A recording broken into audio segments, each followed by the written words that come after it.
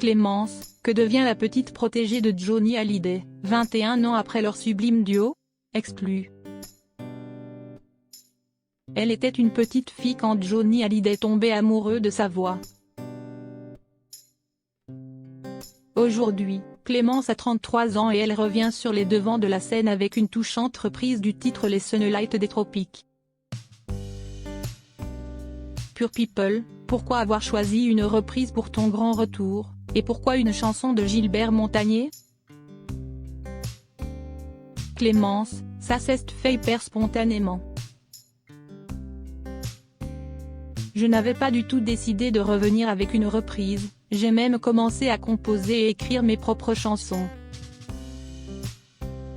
Mais Les Sunlight des Tropiques de Gilbert Montagné, je la connais par cœur. Je n'ai même pas eu besoin de la répéter. On m'avait demandé, pour une fête, de jouer des titres au piano que tout le monde connaît en imaginant une version mélancolique. Je suis tombée amoureuse. D'ailleurs, Gilbert a beaucoup aimé, il me l'a dit et j'étais hyper flattée. Qu'est ce que tu as fait depuis l'année 2008, qui correspond à la sortie de ton album Mes Jours? J'ai commencé très jeune.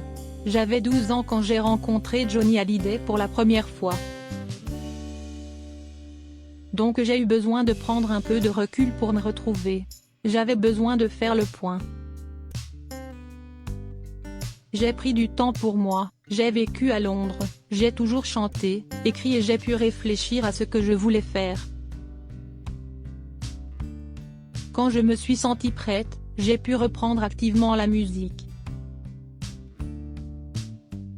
Pendant 8 ans, je me suis produite dans des endroits super, en m'accompagnant au piano, c'était vraiment une bonne expérience.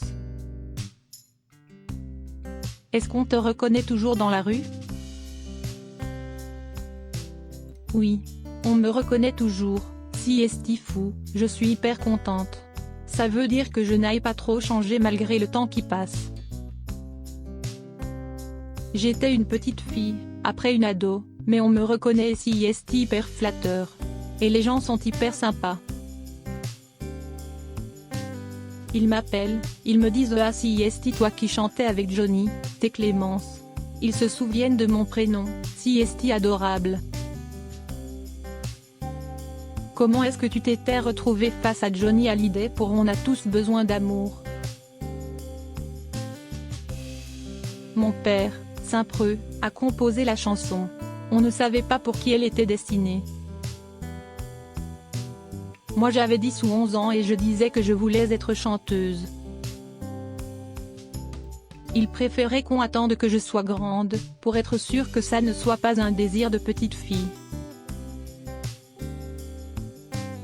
Mais je lui ai cassé la tête, alors il m'a laissé venir au studio pour enregistrer une maquette.